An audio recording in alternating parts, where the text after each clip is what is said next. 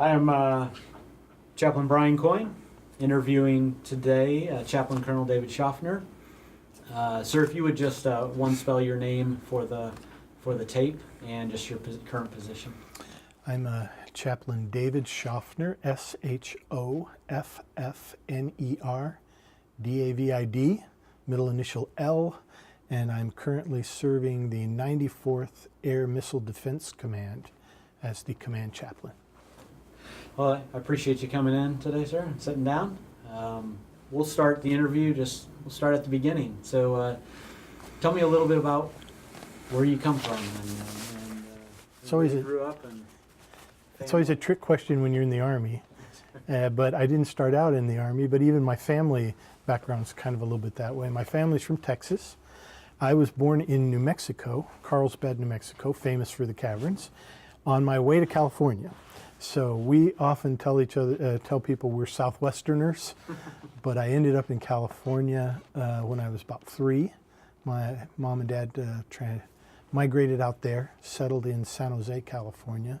So I spent most of my growing up years and actually all the way through seminary, grew up in the California Bay Area. So had a great family, mom, dad, 2 sisters and a brother.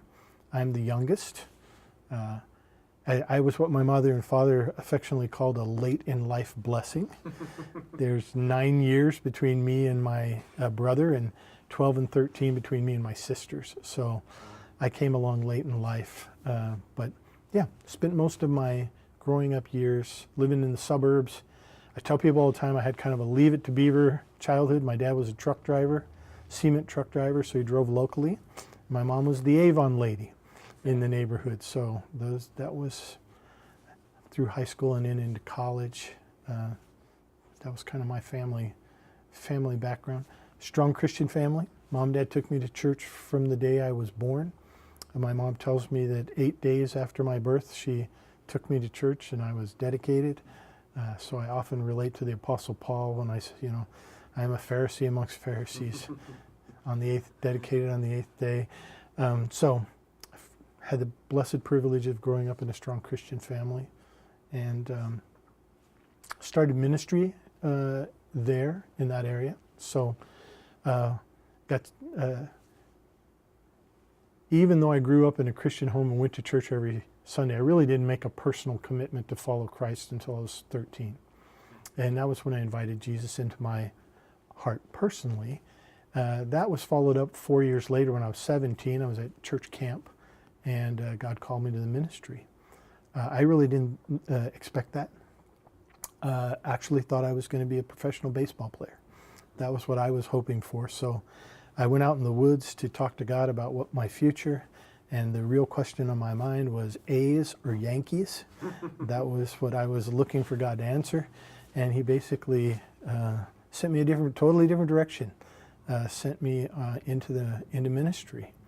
So that kind of drove the next several years of my life. I didn't go to college right away. I went out and got a job in the local area there in Silicon Valley. So I worked in the semiconductor industry for 3 or 4 years, and then ended up going back to college, community college, San Jose State, and then I eventually graduated from San Jose State with a degree in religion and history. And then went off to seminary at Golden Gate Baptist Theological Seminary in Mill Valley, California. So that kind of took me through my California years. As you entered ministry, what did that look like? What kind of shape did that take? Yeah, again, I was really blessed and fortunate. I was in a very functional church. Southern Baptist churches in California are usually not large. So our church was about 150, sometimes as large as 200. But I ended up getting to do everything. I led the music for many years, led worship. I was the associate pastor, so I preached about once every 2 or 3 months. Got to be the youth pastor for a little while. And then eventually, through a series of events, ended up becoming the senior pastor. Preached at some other local churches. So over the period of time from the time I was 17 till I came on active duty, I didn't come on active duty till I was 35. So I was in the ministry in the local church for 17, 18 years before so I often joke now that I'm kind of at the end of my career that this was actually my second career. My first career was local church and pastoring and so yeah, so I held almost every position you can imagine, Sunday school teacher, all of and had a nice little build up to the point of actually being a senior pastor. Now, was that all in the same church? No, but all in the same local area. San Jose, Gilroy, San Martin, all in the south part of the Bay Area, in the San Francisco Bay Area. So had couple of other jobs at a couple of other churches, but generally came back to my home church, Seven Trees Baptist Church. My dad, still a member there, 95 years old. He's still the senior trustee at that church. So I've had a long history with 53 years, been a member there for 53 years. So when I go home, I still get a chance to go back to my old church and say a few words. And it's nice, especially being in the Army where we travel around so much, it's nice to have some place where you have some roots that go back quite a few years. Some stability there. Somewhere. Yeah, it's nice. So then how did the prospect of the Army come up and all that? Yeah, that's another interesting story, kind of caught off guard. I was actually, my dad's a World War II veteran. My pastor who raised me in the ministry was a Vietnam era veteran before he came into the ministry. But really not a strong draw to the military. It was really a direct call from the Lord. I was in church one Sunday night, and to be honest with you, I was praying for someone else. I was praying for somebody in our congregation who I felt like needed to make a decision about where they were going in their life. And God stopped me in mid-sentence and said, hey, let me talk to you about where you're going in your life. And called me into the ministry. It redirected me into military ministry, which was an odd time because I was a junior in college. And so didn't really know where to go with that. As a chaplain, I wasn't really a candidate for ROTC. I hadn't heard about the chaplain candidate program yet, so I really wasn't quite sure what to do with that. But I said yes, told my pastor, who was not in favor of me coming into the military, wanted me to stay there with him and continue pastoring our church. And sad but true, had not had good experiences with chaplains when he was in the military. And so I told him that maybe this was God's way of helping rectify that hopefully I could be a good one. So my senior year in college, one of the assignments from one of my professors was meet with somebody in the field that you want to go into. And so I called up a Navy chaplain in the area because my pastor was a Marine. I wanted to be a Marine, and stopped a Marine one day on campus and told him I wanted to be a Marine Corps chaplain. He laughed at me and said, sir, there are no Marine Corps chaplains. They're all Navy chaplains loaned to the Marines. And that started me down the Army trail because they informed me that if I became a Marine chaplain, I'd only be with the Marines 1/3 of my career. So I said, so in a 20-year career, where would I spend the other 13, 14 years? And they said, on a ship. I said, I think I want to be in the Army. And so they passed me from the Navy side to the Army side, or I started looking more at, then when I went to seminary, that was another big moment. I met a couple of folks in my seminary who were chaplain candidates. And they were the ones who really said, hey, let us introduce you to the chaplain candidate program. So I put in my bracket for the Navy, and the Navy had no openings. So they said, how would you like to be in the Army? The Army has unlimited spaces right now. And so they literally pulled all of the paperwork out of my Navy packet, put it in an Army folder, handed it to the Army recruiter, and that started the process for me becoming a chaplain candidate, and then starting that new chapter of my life. And yeah, so I was. The process took a number of years.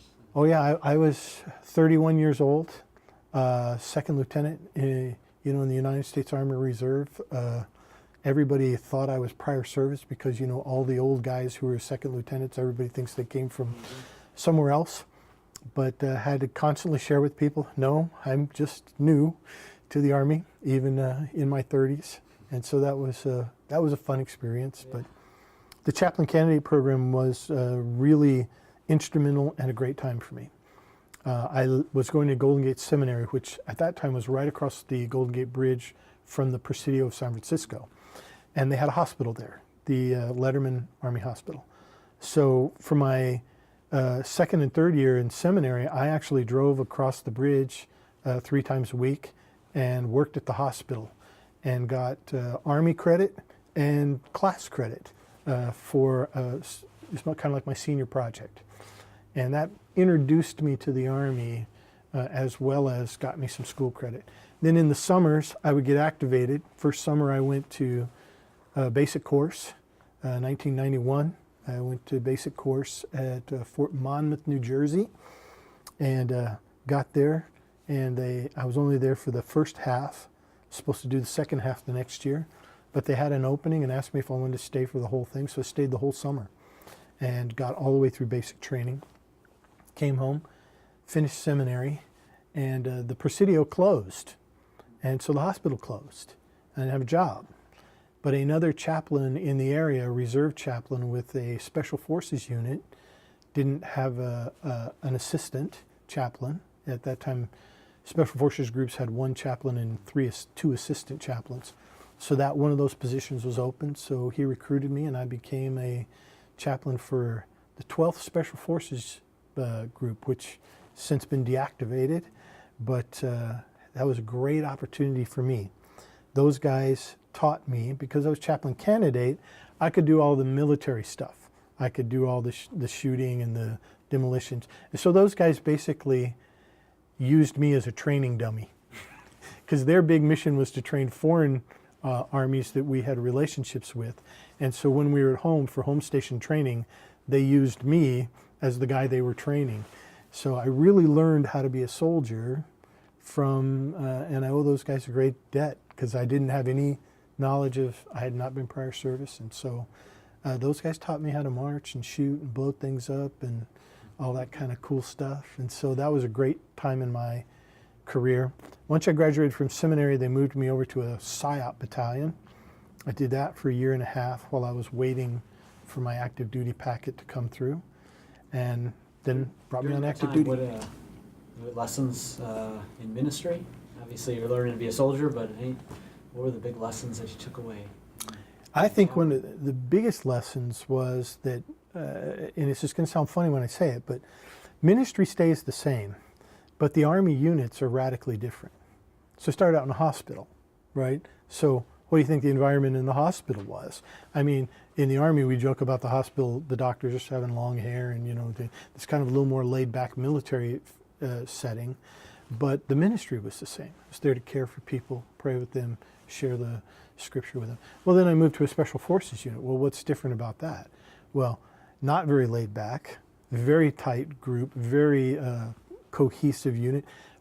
I always jokingly told people I was in that unit for 10 months before anybody called me anything other than lieutenant, because it's just a very tight-knit group and you don't get in easy. I had to earn my way in. And I remember it like it was yesterday, the first day somebody called me Padre. I thought, I wasn't even sure they were talking to me, because they'd never called me anything but lieutenant. And that was my moment that I realized, oh, okay, I've been here 10 months and these guys are finally accepting me. They're letting me into the group.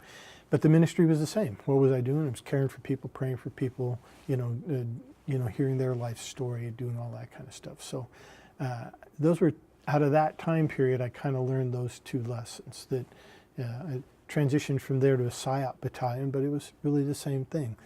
You know, different type of unit, more intellectual, more cerebral, talking about, you know, how to use psychological tools, you know, in the fight. But still, what are you doing? Caring for people, loving people, sharing the ministry, you know, sharing, you know. It's cliche, but cliches are cliche because they're true, right? You know, bringing people to God and God to people. And so that period of time really prepared me for coming on active duty. I didn't want to go to that. I wanted to come on active duty immediately. But the Lord in his infinite wisdom sent me through those 3 units. So that by the time they called me on active duty, I really was a lot more prepared than I would have been had I stepped out of seminary and gone straight, onto active duty. I would have been a dead duck, to be honestly, because the Army in its infinite wisdom sent me to the 82nd Airborne Division. That was my first assignment, active duty assignment. And what year did you come on active duty? I came on active duty in 1995, July of 1995. Left California, packed up my family, drove cross country. I had never been west of Reno, Nevada, or east of Reno, Nevada. So it was all uncharted territory for us. We landed in North Carolina and had 3 boys and a wife in tow. How old were your boys at that time? Oh, I had a 6-month-old, a 2-year-old, and a 5-year-old. Okay. So that was another interesting part of the story is just before I came on active duty, that last 18 months, I actually stayed home with my kids because my wife was working full-time as a social worker for the state of California. And just doing the math, we realized that it was going to actually cost us money for me to work because we had to pay all that daycare. So I worked part-time at a church as an associate pastor and went to seminary and then worked in the Army in my reserve unit with the PSYOP battalion. But during the week, I stayed home with my kids. If any man out there, young man, gets to hear this, if you ever get the opportunity to do that, you should do it. It was a great experience for me, bonding with my kids. But it was also an eye-opener as to what our wives have to live with and put up with. Because then I came on active duty. And how often do you think I was gone 1995 to 2010, that 15-year period? I think I was gone 6, almost 7 years out of that 15-year period I was away from the house. So there's the missus at home, and I understand what she's doing, what she's putting up with, because I had to put up with it for 18 months. So it's a good eye-opening experience. So as you look over those years that you just mentioned,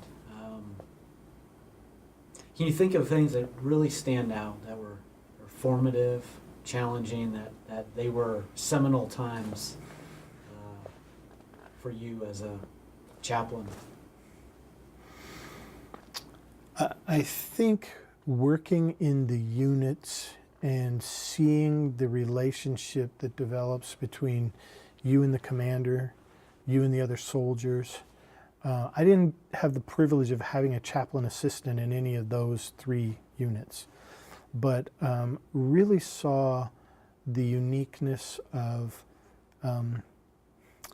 again, it sounds kind of cliche, but people skills, integrating yourself into the staff and just into the lives of the other people. It is the key.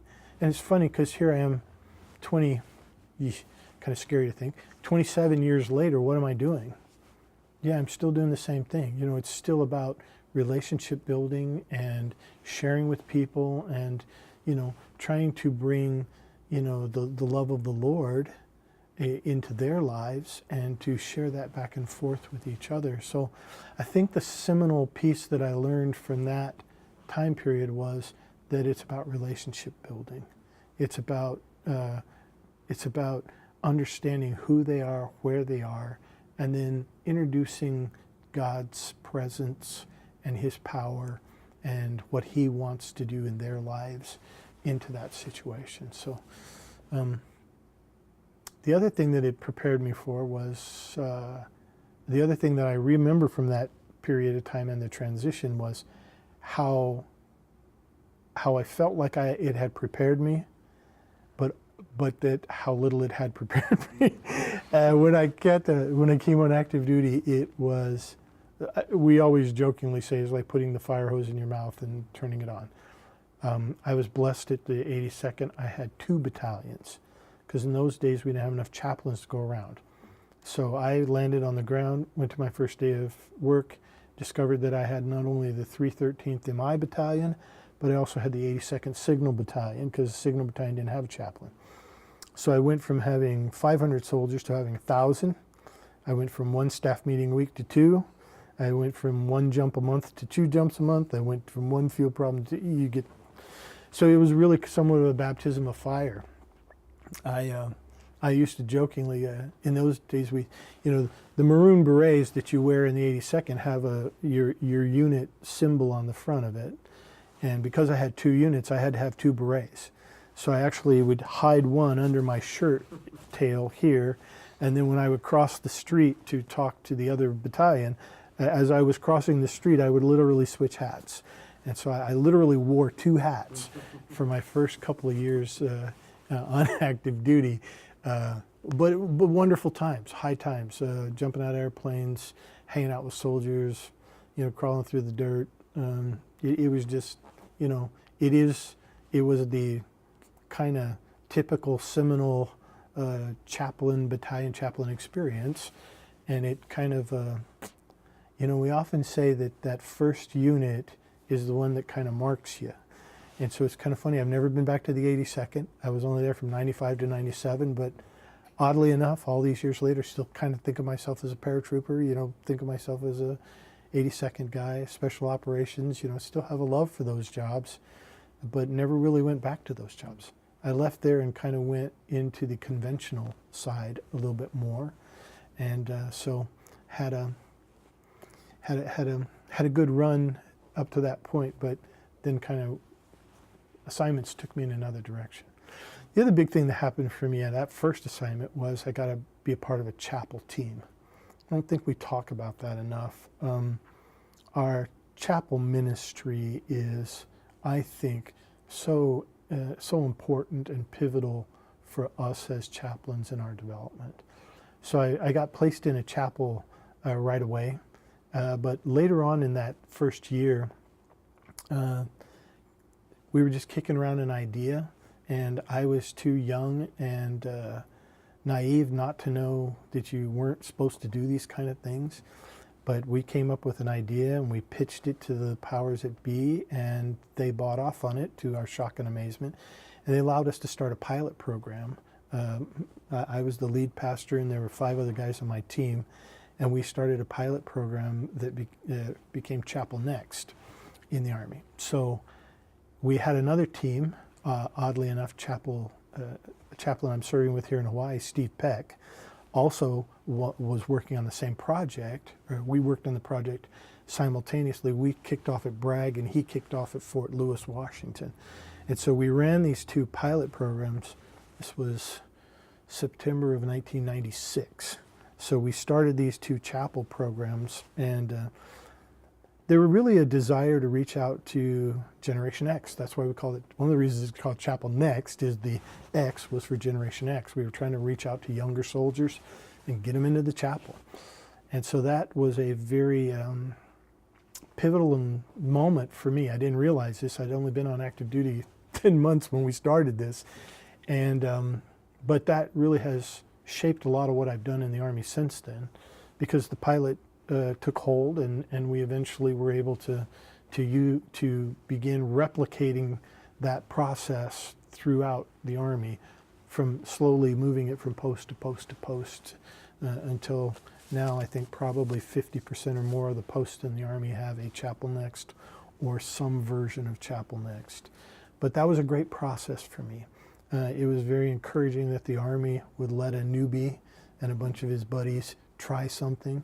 It was great to see the hand of the Lord in it, and see it grow, see it become something bigger, take on a life of its own, and I think through the grace of God and the working of the Holy Spirit, we were able to put some things together in those original, the philosophy and the process that we developed there really had an impact on the Army. So, it's kind of funny, it's been a funny way to go through my career that probably the most impactful, important thing that I ever did in my chaplain career happened in my very first assignment. So it's like, so here, what have you done for the last 25 years? Well, I've tried to still continue to serve, but it's like, well, what impact did you have? Well, I probably could have quit. Could have quit in my third year, and it wouldn't have, and I would have had almost as much impact. But it's just blessed and fortunate that the Lord allowed us to be a part of that.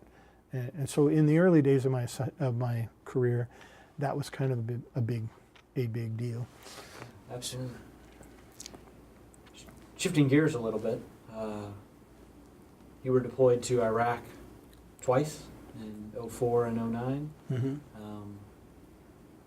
Two different roles, kind of two different situations on the ground. But can you just talk a little bit about your deployment experience and ministry in combat? Yeah, kind of interesting, because I'm going to throw one more on you because it was important for me personally, but probably not. I don't know, historically, doesn't get as much credit. But I left Fort Bragg, went to Fort Irwin, California, where I got to be the Op 4 chaplain with the 11th Armored Cavalry Regiment. While I was there in that job, the PER guy called me and said, "Hey, there is a unit going to this place called Kosovo, which there's a war kicking off there, and the unit's going without a chaplain. So we need you to pick up from Fort Irwin, California, and move as quickly as possible, or relatively quickly, to Germany, and then you're going to meet your unit, who's already going to be in country, going into, they're on the entry package into this war." Well, as history, if you've read any of the history of that, the war in Kosovo lasted about 3 days. So by the time I got from Fort Irwin to Germany, got through a 10-day training process on a C-130 and flew to Kosovo, the war part was pretty much over. But I was there for 6 months. And the reason I add that to this whole story is it was a wonderful opportunity. I didn't know it then. I was a little bit befuddled when I got there and found out that, there really was no fighting. I was only in danger one time, and that was because we drove into a minefield, that's a whole nother story. But it was a great opportunity for me to have a deployment where I wasn't in direct contact with the enemy, where the war was over, but it taught me how to do a deployment, if that's a proper phraseology. So I had 6 months there. I learned some good lessons and some bad lessons. The bad lessons I learned is that if you don't take care of yourself, you will be belly up by the end of a 6-month deployment. When I got home from Kosovo, I was a wreck. I was about to turn 40 years old. I had worked day and night for that whole 6 months. Didn't do good with my sleeping. Didn't do good with a lot of things. So I learned a lot from that. I learned a whole lot from that deployment, and I really remember when I came home. I was, like I said, I was about to turn 40, so I was kind of going through the whole midlife thing myself.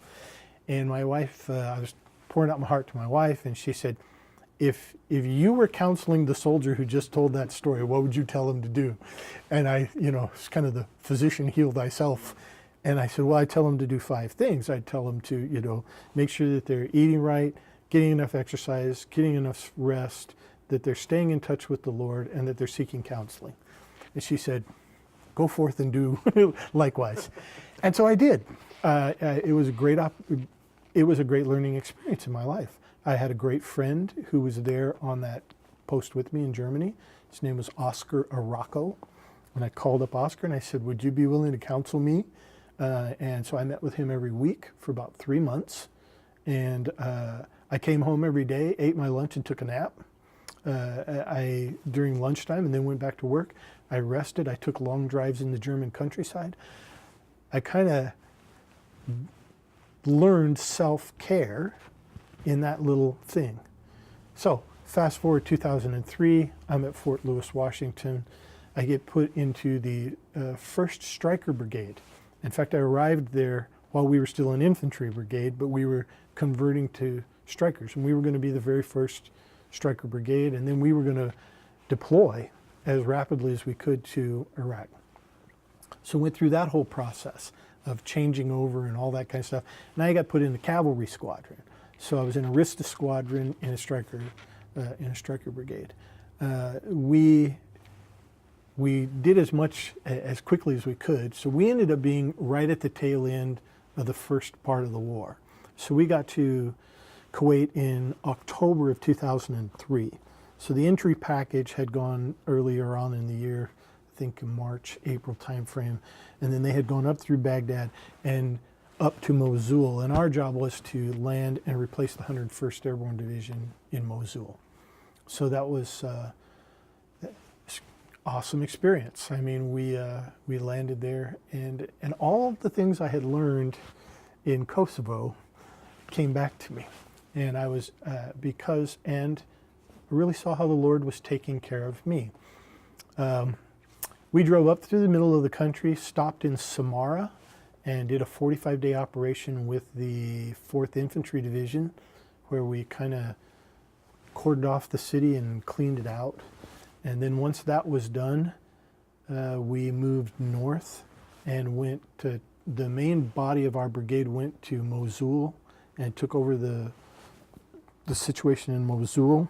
And my squadron broke off and drove out to a little town called Talafar on the Syrian border. So our job was to guard the Syrian border, and we had the city of Talafar, the city of Sinjar, which in recent days has come back into the news because of the Yazidis, and that's where all the ISIS fighting is currently.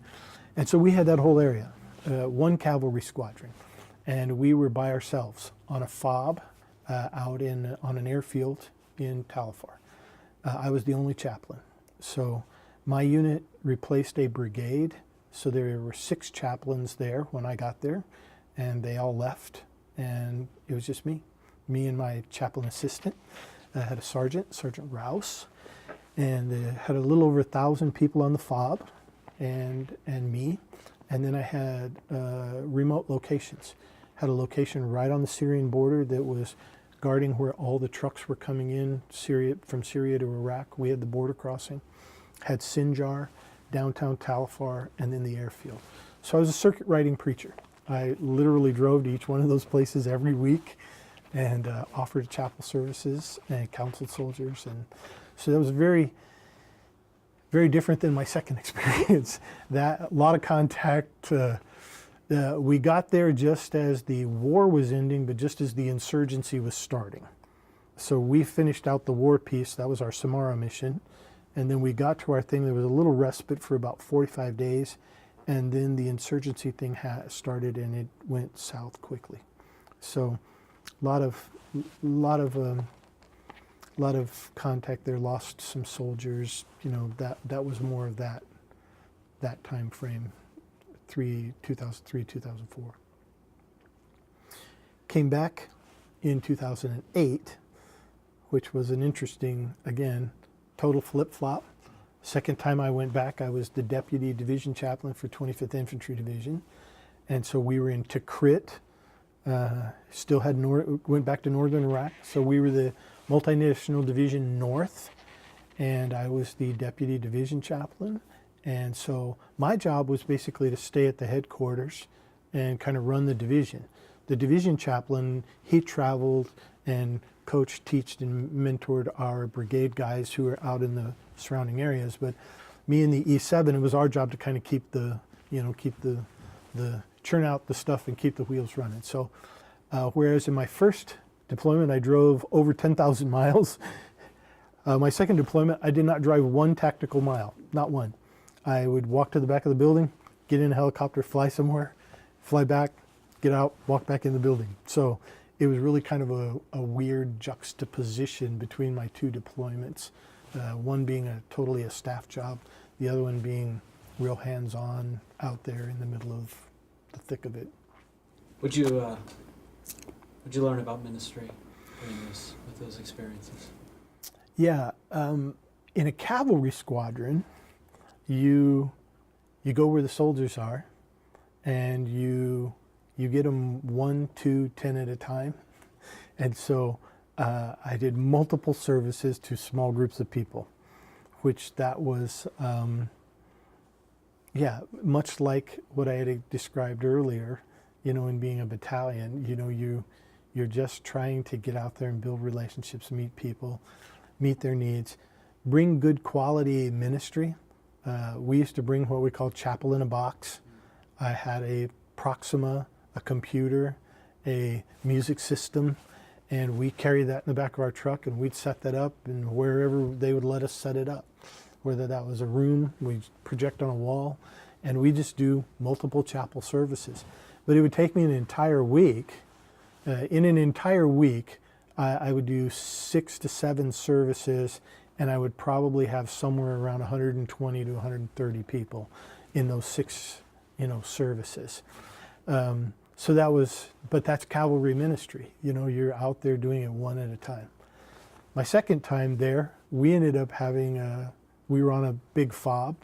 We had a movie theater, and we did a chapel next version, a chapel next to crit. And so, have anywhere from 120 to 150 soldiers every Sunday, full big live band, 8 people playing, so I went from playing music off of a DVD on a projector to having a live band behind me and ministering to a large congregation of multiple different groups of people that have all gathered from the FOB. And then also part of my job was being the senior minister on the FOB. So I had 3 areas to the FOB, and each one of them had their own chapel programs, and then I oversaw those.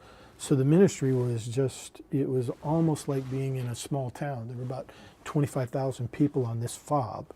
And so it was like being the bishop of Tikrit, kind of jokingly. We had all these different types of ministries going on, and then I would try to support the pastors of those other services and then do my own service. And we did Bible studies during the week, things like that. It was just again, they were two very, very different applications in the same conflict, only 5 years apart, but they were very much different. So incredibly enjoyable. And that sounds funny to say, but as a chaplain, you are never appreciated more than during combat. More people come to your service, more people are open to talking about spiritual things. Ministry is almost never better than it is when you're in combat, which is kind of you hear soldiers talk about the bonding of combat, and sometimes I think people look at us on the outside kind of weird. It's like, well, it was a horrible experience. Yes, it was. It's war. It's combat. There's bad things happen, but when you think about it from the personal point of view of how it bonded you with the people you were with and the ministry opportunities, it's the best of times, it is the worst of times, all in one package. Before we transition to the future, anything, it's hard to package a long time of service into a short time, but anything that you want to mention or touch on in your, as a chaplain that we haven't talked about? It's been interesting moving up through the ranks. There have been some significant transitions that nobody really ever talked to me or prepared me for, but they were, to me, they are kind of interesting. I still say to this day that every chaplain you talk to, when he closed his eyes and thought about being an Army chaplain, he sees himself in front of a Humvee with his Bible open, and 30 guys standing around him. That's the picture all of us had of being a chaplain. Well, that's really only about the first 7 to 10 years of your military career. At some point, somebody grabs you and puts an oak leaf on you and says you're going to be a major now and you're going to be a brigade chaplain. And all of a sudden, for the first time in your life, you realize that it's not that picture, that what you're about to begin doing for the next phase of your career. So that transition from battalion chaplain to brigade chaplain is a very interesting one, and nobody really talks to you that much about it, that you're going to be not doing what that mental image is in your mind. Now you are coaching, teaching, mentoring these battalion chaplains who are still out there doing that. Sometimes it's hard to let go of that because you still want to be out there doing that. But now that's not really your job. Now you're coaching, teaching, mentoring, and you're still doing ministry, but it's all about those baby chaplains, right? Well, then move it up again. Now you, if you're blessed and fortunate to get promoted again, which isn't a given. Once you get past major, it's not a given. I was not selected my first go round to lieutenant colonel. That was an interesting and sobering experience for a whole nother video. But when I did become a lieutenant colonel, well, now what is it all about? Well, now I'm the deputy corps chaplain. So now I'm managing 8, in my case, 10 brigade chaplains, 2 divisions, 10 brigade chaplains, and I'm working alongside a colonel who is the senior chaplain, but I'm his deputy. I'm the one who has to make all this stuff work. You know, he's guiding the ship and giving direction and pointing us in the right way, but then I'm the guy who's pushing the levers and rolling out wheelbarrows and getting all these people to do what the boss just said, right? So I had the privilege of being the first corps deputy. So we had 94 chaplains, 103 assistants, so 200 or so people in our UMT. That was very interesting, very daunting, but much more managerial, right? I'm still pastoring because I like that, so I volunteered to pastor a chapel, but workaday work, there's very little direct ministry. I'm managing chaplains, right? Well, now you fast forward that again. I left that job and had the privilege of being an OC for 2 years. That was a great job again, doing training for young chaplains, but still not a lot of direct ministry. My ministry was to other chaplains, right? Well then, a blessed surprise, I get selected to be an 06. Well, what do you do now? Now you're a command chaplain, right? And so you are at a strategic command and you have all of this reach. There are only 98 chaplain colonels in the entire Army. So, I mean, it's been odd, really, to be honest with you. Sometimes I go places to visit my UMTs and they actually treat me like I'm somebody.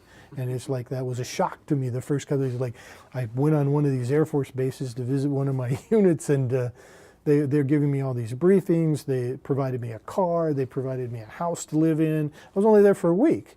And I'm like, what is going on? And they said, well, sir, you're the second highest ranking person on this post. And I'm like, wow, okay. That's a long way from that image that I had in my mind of me standing in front of a Humvee with 30 guys around me. Okay, and in those transitions, we don't talk a lot about that. You kind of get them, and then it's discovery learning. How do I be a good 06 chaplain? Well, there's a little bit of training, there's a little bit of guidance, but it's really, you're out there trying to. Now my job is to take care of younger chaplains, to coach, teach, mentor, try to shape the core for the future, because my future, very short. I'm on short final at this point. Have this assignment or half of the rest of this assignment, which is about a year, and then one more assignment, and then I'm Mr. Shoffner. So I'm like that aging quarterback. I'm looking for my Ezekiel Elliott to hand the ball off to, right? Because these young chaplains got to take it, are going to be the ones who are going to take the core into the next decades and generations. So, it's a great transition. So, as you look to the future, with your experience and seeing things as they are, what do you see as the biggest untapped opportunities before us? It sounds, again, funny to keep going back to it, but really what we do as chaplains and ministers doesn't change. We are still bringing God to people and people to God. It's still about ministry. The environment is so much different today.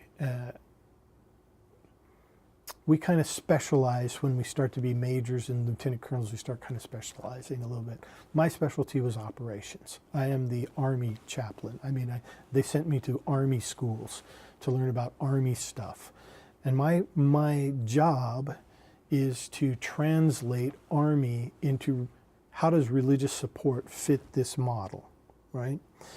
So now as we look at the future, you start talking about, multi-domain battle. Well, what's that look like? What does ministry look like in a multi-domain battle? Okay, so does it look the same as it did in airland battle? Does it look the same as it did when we were doing stability, defense, offense, stability operations? Does it look the same? Does it look like FOB ministry that we did for the last 12 years in the war? How do we look at the battlefield of the future and then say, what's the religious support implication? How do I look at that? And then, as the commander's expert on religious support, say, this is what we're going to need to do to make religious support happen in that. Okay? So, part of what I'm trying to do at this stage of my life is to help young chaplains think through that. How do you think through the environments that we're going to be placed in the future, and then try to figure out where you need to be and what you need to do and what training you need to have to bring God to soldiers and soldiers to God, because that environment is rapidly changing. So I talk oftentimes about when I came in, it was the 3 C's: courage, character, candor. They were looking for people who were dependable and disciplined and all that kind of stuff. But we're not looking for that now. That's not the officer of the future. The Army officer of the future, we use words like flexible, adaptive, agile. So why have all the words changed? Well, the words have changed because the environment has changed. You have to be smart. You have to be creative. You have to be innovative. You have to be flexible. You still have to know the doctrine. You still have to have your finger on all of the institutional knowledge, but you've got to be able to apply that in a rapidly changing battlefield. I mean, boy, I think about when I was the OPFOR chaplain at Fort Irwin in 1997. We had set formations, and we rolled out to battle in these set formations. Can you imagine that now? Nobody does that now. I mean, you got strikers running around here, there, and everywhere. You've got Overwatch, you've got drones, you've got UAVs, you've got every imaginable thing. You've got cyber attacks, you've got every imaginable thing happening all at the same time. If you're not able to adapt to that and think through that. And that's what we're requiring of our soldiers, and that's what we're requiring of our leaders of the future. As a chaplain, how do you minister in that? How do you minister to that? What do you, when I looked at my young captains in 2003 in a striker brigade, an infantry company commander, he had more maneuverability and more firepower than entire brigades used to have. He had organic mortars. He had a JTAC team that could call in airstrikes from above. He had strikers. He had 50 cals. He had grenade launchers. He had 173 soldiers. I mean, he was a lethal force. But there's that young company commander, 25, 26, 27 years old. He's making a lot of decisions. What's the kind of stressors that are going on in his life? How's the chaplain going to minister to him? How's the chaplain going to take care of? So as we keep pushing the envelope with these guys, how do we not only minister to them? We're talking a lot right now about senior leader care. For so many years, we just assumed that the old man, he was the old man because he was smart and good to go. Well, now we're starting to realize that senior leaders actually need care. Chaplains need care. So as we look at the future, that caring concept and how we're going to apply it in multiple different environments, the garrison environment, the operational environment, how do we help people at all levels in the Army tap into the spiritual well-being that they need to carry them through what is a complex and oftentimes stressful environment, stressful job. We need to be there for them. In the units, in the chapels, we need to be there to provide that opportunity for them to have someone that they can come to that's sole purpose is there to minister to them. that's from the private all the way up to the general. Awesome. Well, thanks, sir. We appreciate your time.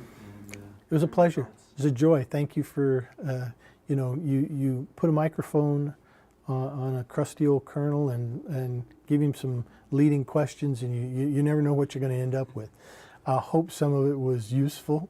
I hope if anybody listens to it in the future, they'll get something out of it. But I appreciate the opportunity to be here and the opportunity to share.